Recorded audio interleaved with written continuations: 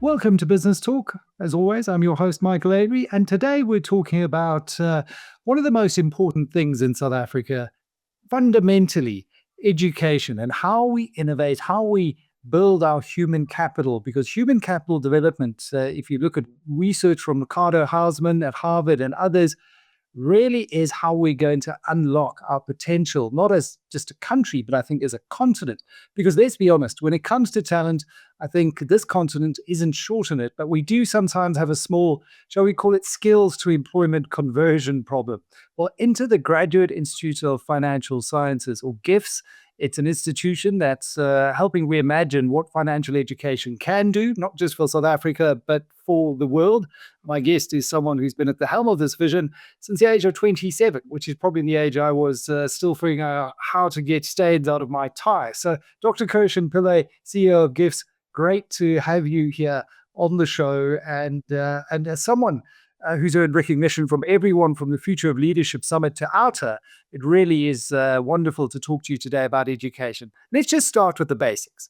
I mean, for those who haven't yet encountered GIFS in their professional academic journeys, maybe you could just talk to us about what GIFS does and how you fit into South Africa's broader financial services education landscape. Firstly, thank you for having me and thank you for sharing this platform with GIFS. So, GIFS is a humble organization rooted in educational development, and it started by trying to keep the Nelson Mandela legacy alive. And our vision is to build a better Africa for others to inherit. And in doing so, we operate within the financial services sector, and we are lauded as one of the best quality and ethical providers within the financial services sector, with a large market share of the industry. And through that, we have now grown and we have expanded into the United States of America. We are now in California and in Miami, Florida. We have recently acquired our accreditation and moved or expanded our organization to Canada. And we are embracing the rest of Africa as well.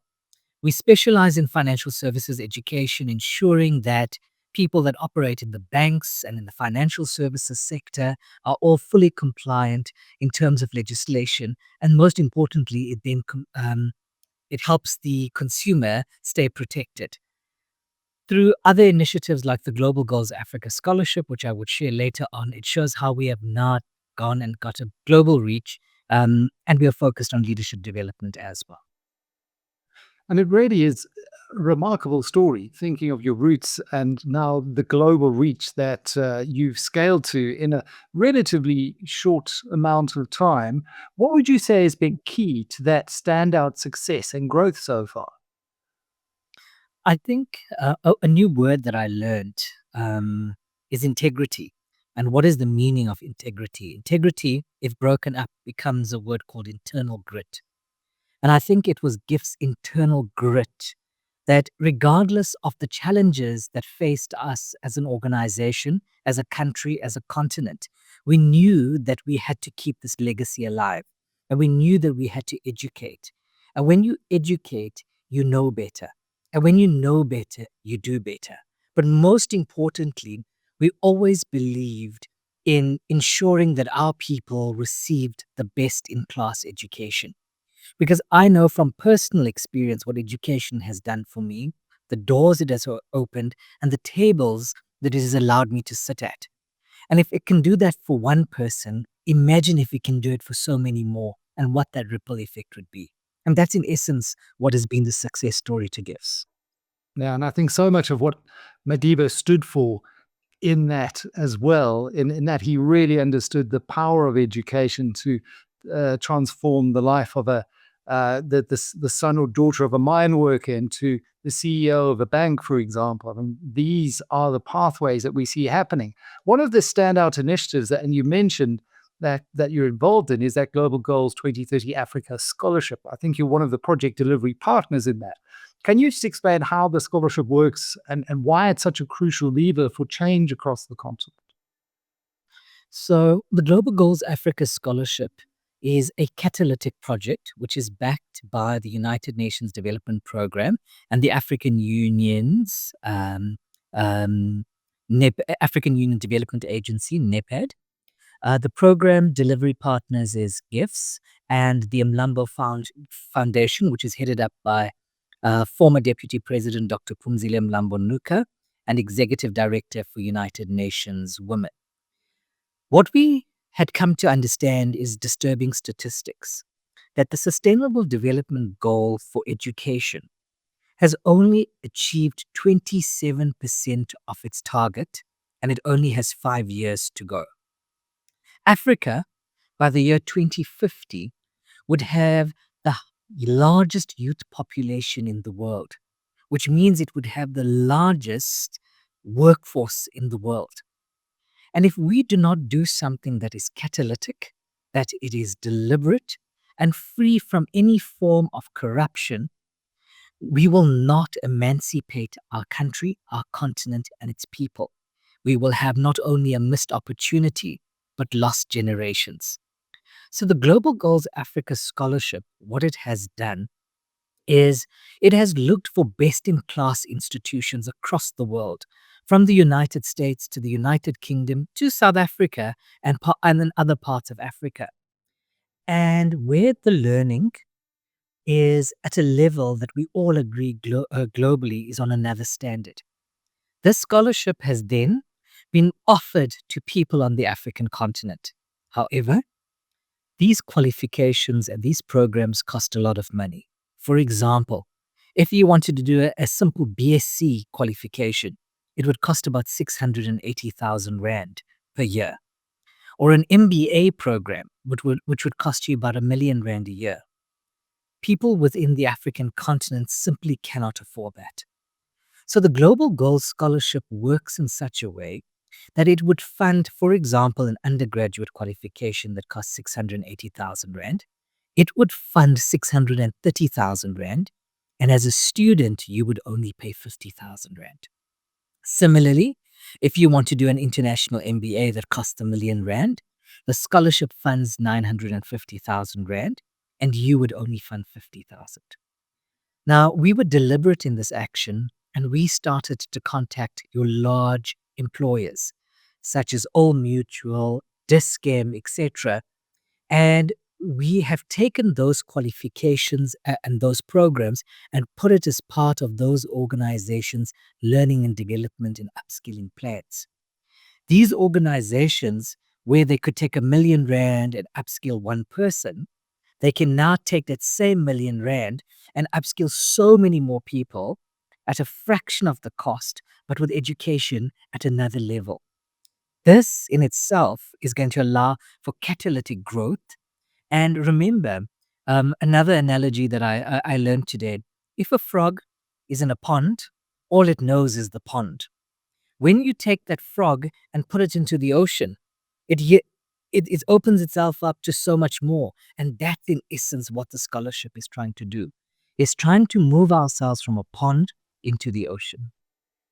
And in a way that really also connects what business needs in terms of those skills of the future. And if business is spending on those programs anyway, I think this is a great way to ensure that that spending is targeted and is going to then reap those rewards. I mean, to your point, the African median age is 19 at the moment. We're going to have the world's youngest working age population, but that demographic dividend also risks becoming a liability without the right skills, right? If people don't have the skills, they feel hopeless. There's this wave of AI coming. What's that going to do?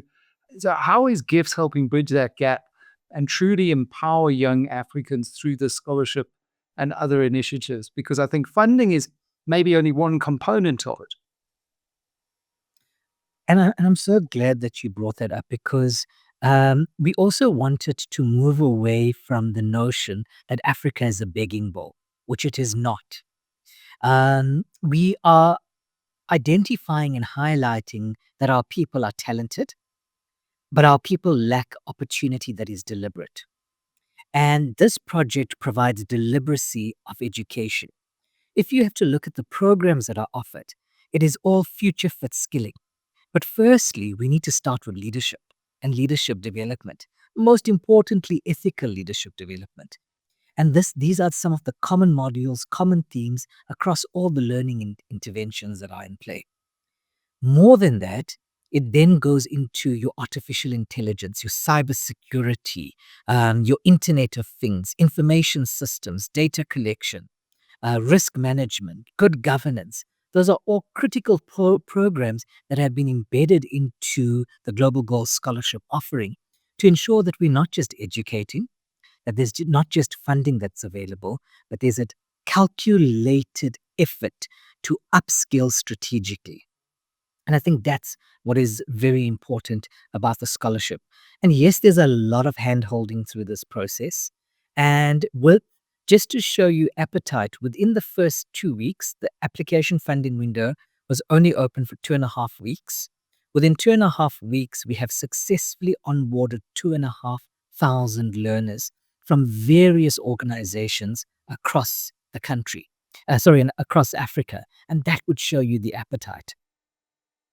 Yeah, and also the skills, because you can't, it's not just anyone who could be awarded the scholarship. They've got to have obviously the aptitude, the acumen, the academic ability as well to take on this great opportunity. You interact with students at their pivotal points in their lives. What advice do you give to those still maybe unsure about what to study?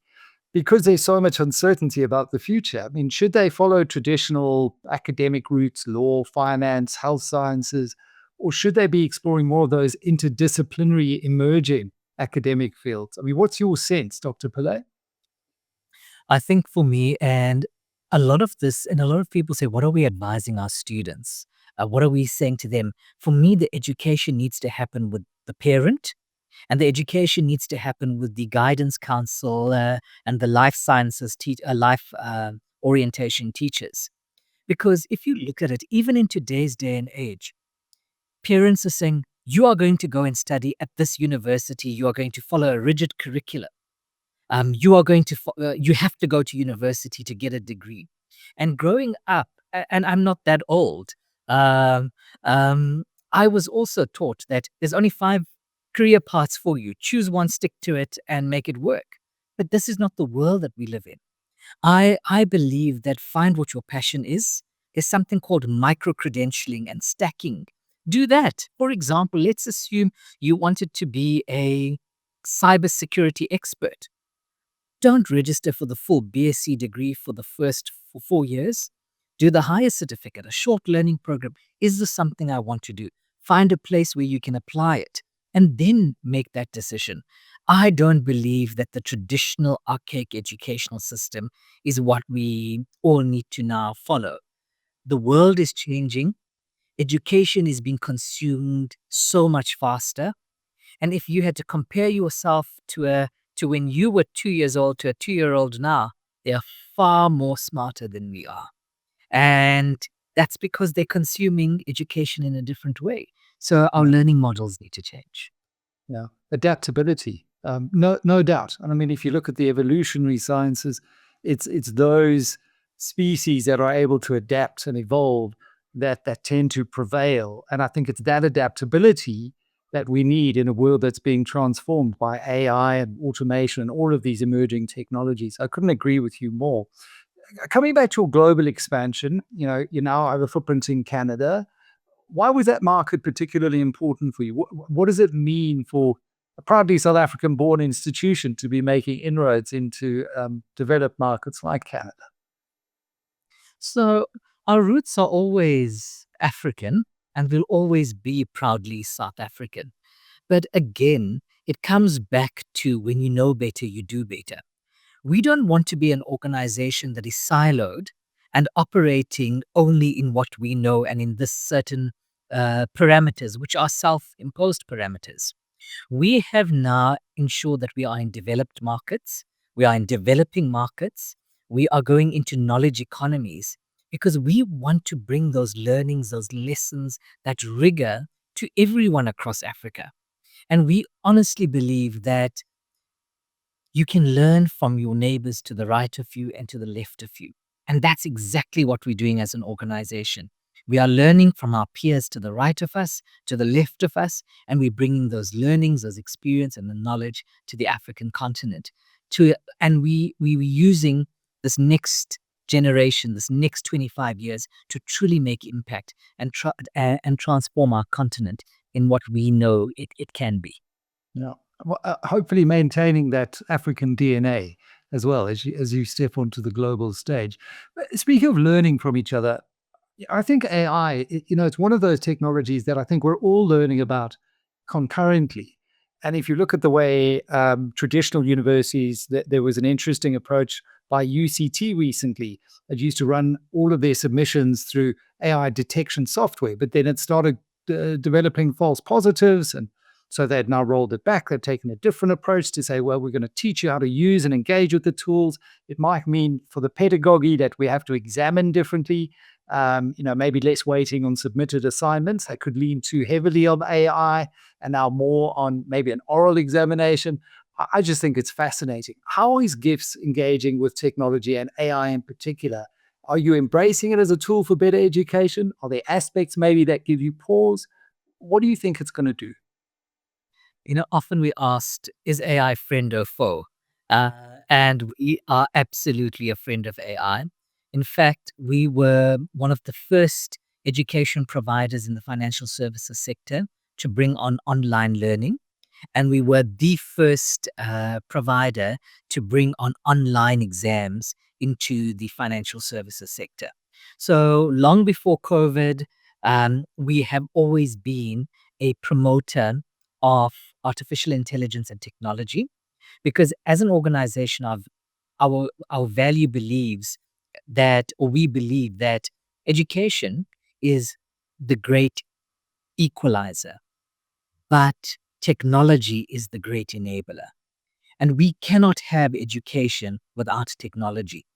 To give you a practical example of what we do, we have brought in some of the most world renowned lecturers on certain topics like cybersecurity and leadership. And without artificial intelligence, we would never have been able to access these individuals because of the time zone difference, their own personal commitments. But due to AI learning it, you have this lecturer in front of you at any day, any time. It also has been such a huge win for us because people are busy, they're earning money, and they very rarely have the time to study. And that's been a major, major blockage in adult education. But through artificial intelligence and technology, you are learning when your kids are in bed, you are learning early morning in the weekends, and you're not having to commute to a traditional university anymore. And you are not less than for it. And that is as a result of technology and artificial intelligence.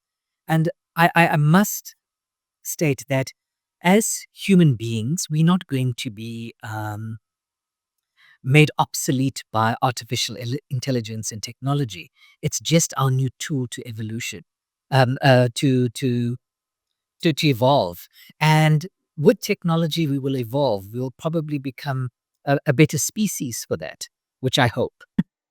Yeah, well, I'm cautious, but I'm a more techno optimist, I must say. I do think that there's certain professions maybe where AI may be hollowing out the runs for juniors to acquire skills. I mean, if you just think of lawyers here doing their articles and then going and being a junior, doing a lot of legal case law research. Now AI is much better at wading through vast tomes of judgments. But I just think it means for the profession they're going to have to find different ways to onboard young professionals and to inculcate them with the firm culture and give them those skills. But it's going to augment us in ways that we are yet to even dream of, just given how powerful this technology is. And you speak often about impactful global citizens. That's what you want to build here. So what does that mean in practice? And how do you make sure your graduates aren't just there to find jobs, but are actually driving change in the communities and the industries that they then go back to serve? So, through learning from others and tackling global challenges like leadership, as an organization, we have tried to promote and continue to promote that one, we are building a better Africa for others to inherit, so that the people and the leaders that are in our country and in our continent and around the globe, that the work that we're doing is not for us. It's for the generations that come after us, that we have overconsumed as a species. And if we want to ensure that we leave our children and their children with something meaningful and on a planet that is destroyed, our way of work and our thinking needs to change. And there's three simple principles that we talk about. And we say to all our students and our leaders within our organization and our partners that we work with. ERS. Always ask yourself, even when no one is watching, is what I'm doing, is it ethical? Is it responsible? And is it sustainable? And quoting Robin Sharma, we also absolutely drive home that speak truth to power even when your voice is shaking, because you never understand what one person's voice can do. And for us, it is absolutely important, and it's at the core of what we do. Sometimes it wins us favor, other time it gets us into some trouble, but we will never stop speaking truth to power, even when our voice shakes. Yeah, well, listen, I think that's what's holding Africa back, quite frankly. We've got the resources, we've got the human capital and the talent, we've got the mineral resources, agricultural land. We've had a leadership deficit for far too long. So if we can be training, upskilling, producing impactful, ethical, responsible leaders thinking about sustainability. And I think that's probably, the best thing that we can possibly do to give ourselves a chance to take advantage of that demographic dividend. Dr. Kershen Pillay, CEO of the Graduate Institute of Financial Sciences, thank you very much for sharing your mission and your insight with us here and my audience on Business Talk. And we wish you every success in building it out even further. Thanks for your time.